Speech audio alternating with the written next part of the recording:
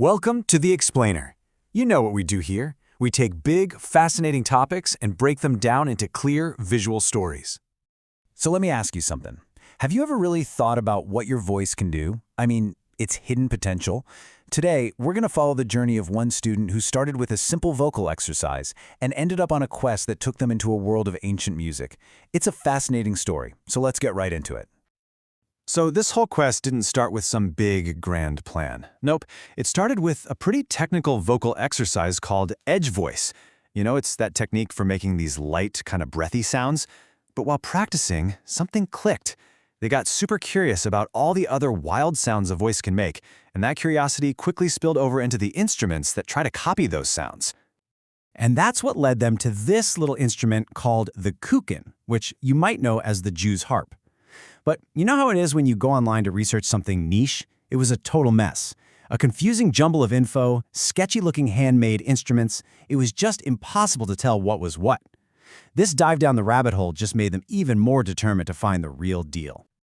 All right, so what is this thing, really? Let's pull back the curtain on the Jew's harp. It's this tiny little instrument, but trust me, it has an absolutely massive global story.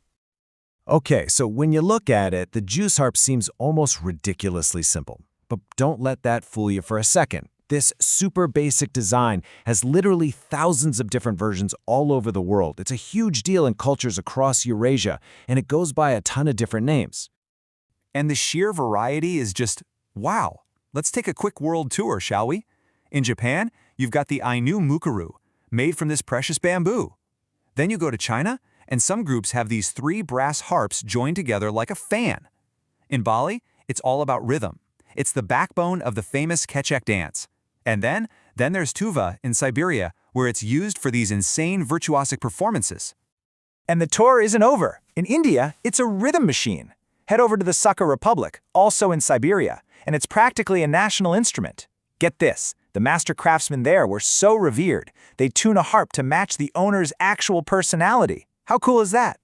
Meanwhile, over in Europe, the focus was totally different, all about melody and harmony, with people even inventing little attachments to change keys.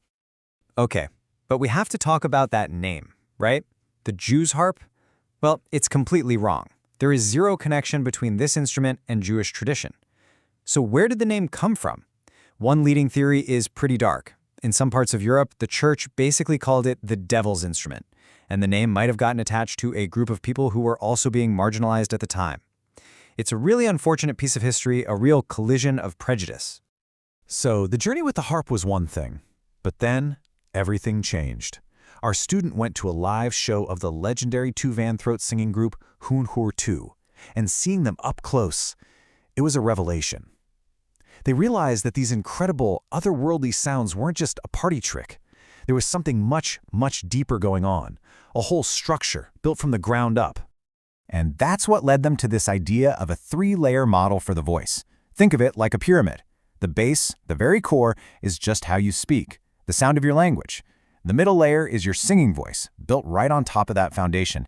And then, only at the very tip of the pyramid, the outer layer, that's where you get the special stuff, the crazy harmonics, like kume and kargura. And man, are those special techniques different. The 2 most famous styles are like night and day. First, you've got kargira. It's this deep, gravelly, almost subterranean rumble that comes from vibrating these false vocal cords. It's a sound you feel in your chest. Then you have hume, which is the complete opposite. It's a high, pure, flute-like whistle that seems to just float magically over a low drone. And this is the light bulb moment. This is where that whole 3-layer theory really proved itself. The student realized that when they practiced normal tuvan singing, that middle layer, suddenly producing those high kumai whistles, the outer layer, got way, way easier. It's like the old saying, right? You can't build a strong roof without a solid foundation. So this discovery completely shifted their perspective. It wasn't just about vocal gymnastics anymore. It was about culture. To truly master the sound, they had to go all the way down to the bottom layer, the very core of it all, the Tuvan language itself. And let me tell you, the Tuvan language sounds different from almost anything you've heard. Forget about sharp, crisp pronunciation. It's more of a muffled, deeply resonant sound. It has these vowels that are kind of in between and a really unique way of using the lower jaw. And these aren't just random quirks of the language. They are the literal building blocks of the music. The way they speak is the way they sing. But there's something you need to know about this incredible world of sound. It's incredibly fragile. Right now, there are only about 300,000 people in the entire world who still speak Tuvan. Yeah, just 300,000, and that means the language is in real trouble. The younger generations aren't learning it, and finding materials to study it is almost impossible. So suddenly, learning to make these sounds, it's not just a cool hobby anymore. It becomes this profound act of connecting with and maybe even helping to preserve the soul of a culture that's at risk of disappearing. So, okay, we've gone from a simple vocal exercise to a global instrument tour to an endangered language in Siberia. Where on earth does this journey end? Well, the answer might surprise you. It ends in a karaoke booth. Yeah, you heard me right.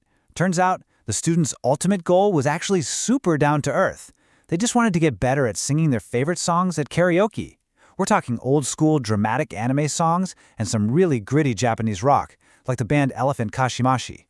So how in the world does a 200-year-old Siberian vocal style help you sing modern Japanese rock? Well, the connection is actually brilliant. That deep, growling Kargira style, it's the ultimate workout for the exact muscles you need for rock vocals.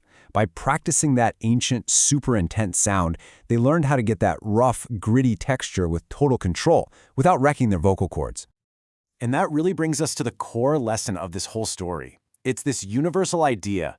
If you go out and explore the absolute extremes of what you can do, you gain this incredible new control over the middle ground. What started as this super niche interest in a weird sound turned into a powerful, practical tool for doing something as normal as singing your favorite song. Think about it. This entire adventure started with just one person getting curious about their own voice. And that curiosity took them across the world, back in time, and into the heart of another culture. So it really makes you wonder, right? What unknown world might your own voice connect you to? From ancient traditions to the songs you sing in the car, that potential is just sitting there, waiting for you to find it.